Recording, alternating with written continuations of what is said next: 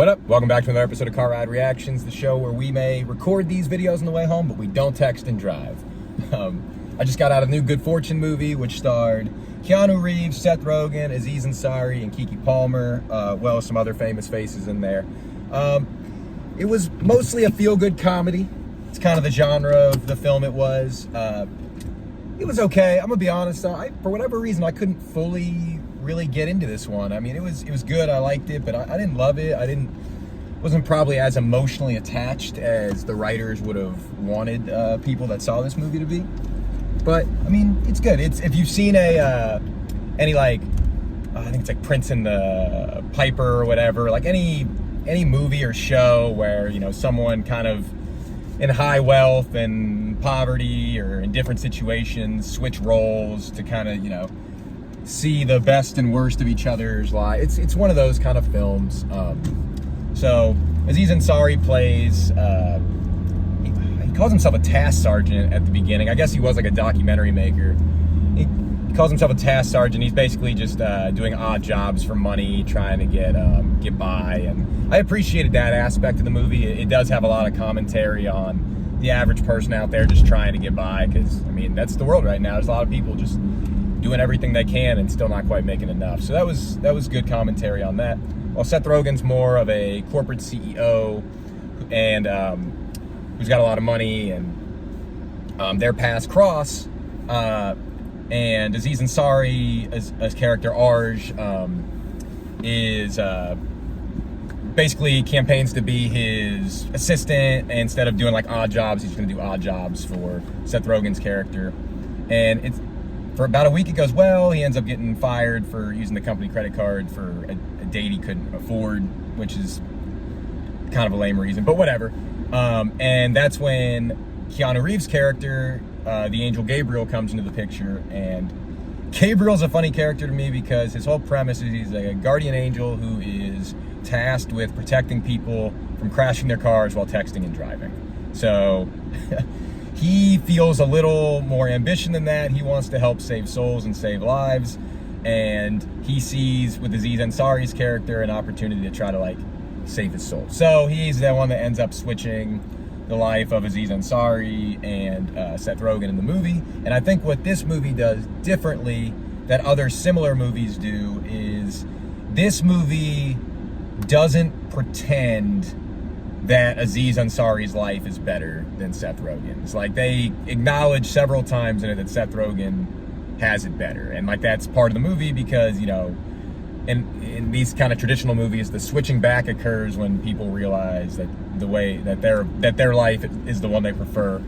Aziz Ansari has to basically acknowledge at the end of this movie that, like, you know, it's his life. He's gonna go, when he switches back, he's not gonna have a job, he's not gonna have a girlfriend, he's not gonna have money, he's not gonna have any of these things. But he takes it more as like, it's still my life and I gotta try, rather than like there is beauty in my life. Which, I mean, I guess there's beauty in the effort is what he was getting at. But it was not a switchback and it was immediately happy. It was a switchback and he, you know, has to go and grind. So I thought it was interesting in that aspect that it's something you've seen before flipped on its head. I'm okay with that stuff. I typically am pro.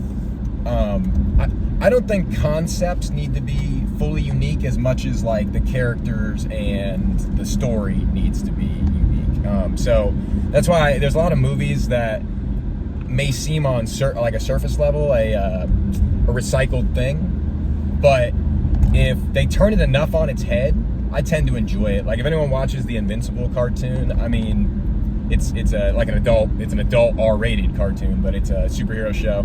Like, that show, there's no character or like major origin or anything in that story that is inherently unique. A lot of it's like a parody, but the way they write it is so good and the characters are so good that you don't really care or view it as a recycled like Superman or whatever people like, you know, want to compare it to.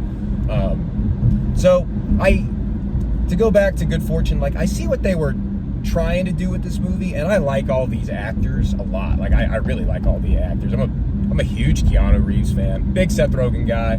I like Aziz Ansari a lot. I think Aziz is funny. If you follow us on Instagram and TikTok, you saw me just name drop Aziz Ansari as one of the funnier characters in the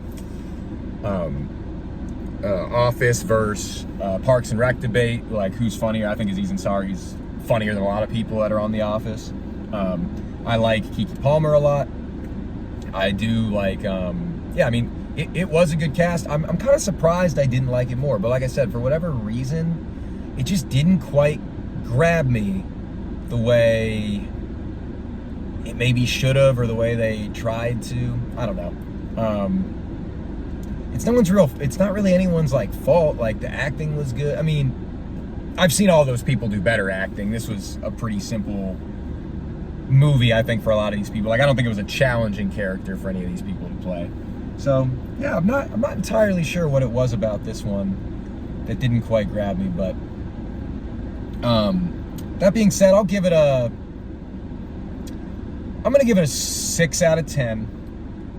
Because it wasn't bad. It was not a bad movie. I would not go that far to say it was a bad movie. I just wasn't emotionally invested in it as I probably should have been, or they would have wanted me to be. So we'll go 6 out of 10. I don't think it's one you got to go to the theaters for. Personally, I hate saying that because I love the movie theater industry. I really want to like try to encourage people to go to the movies, but I also don't want to send you there for an hour-and-a-half movie that it's probably not gonna blow your like socks off. So that being said, yeah, you can wait for this one to come out on Prime or Max or whatever it's going to, and I think it is a solid at-home watch. I do think it's better than a lot of things that do go straight to TV. So definitely worth the check out if you're just looking for something to watch, especially if you like these actors. Like, there's nothing any of these actors do in this movie that like rub me the wrong way. It's just none of their best performances or movie in general. So yeah, I mean, I won't go into too much more. I mean, the story itself was pretty simple, so no other real thoughts on the film there. If you guys see it and you guys have some different thoughts, let me know in the comments what you guys think. Love to hear. Other than that, though, favorite trailer this time, I actually didn't see a new trailer this time. They were all kind of the same as what we saw for when me and Will went and saw the Black Phone 2 last night. So nothing new on the trailer front, but things I'm excited for that they show, or interested in that they showed. Actually, I guess I didn't mention this one last night. There's a new horror film called like Primate coming out. I'm not sold on seeing that one, but the trailer is interesting, and that's usually what I like to give you guys, is the most interesting trailer. So yeah, that one looked interesting. Again, I said this in our previous video, but Housemaid with Sydney Sweeney and Amanda Seyfried looks interesting. I'm not sold on that one either. I'm not even entirely sure I know exactly what that one's about, but yeah, I mean, it looked like one I'm gonna keep tabs on, and then if the trailers get better for it, I'll go check it out. Aside from that, though, guys, what we got coming up, I'm gonna see, I believe Springsteen is coming out next week, so I'm gonna see that. I don't think Ken will be joining for that one. I think he said he's not that much of a Springsteen fan. Admittedly, I'm not either. Of all the biopics, I'm not that into Springsteen, but I think I'll be riding solo for that one. We got Predator Badlands in November. We got Running Man in November. I think Begonia comes out October 31st, and I think Ken will be joining for that one. So that would be, that's what the next few movies are looking like. I think there's a couple other coming out in that time frame that I'm going to check out. I think Now You See Me, Now You Don't comes out November 14th. I liked the first one of those, so I'll probably check out the third. It's been a while since I've seen the second, so a little bit of homework to do for me there. But yeah, I'm going to check that out too.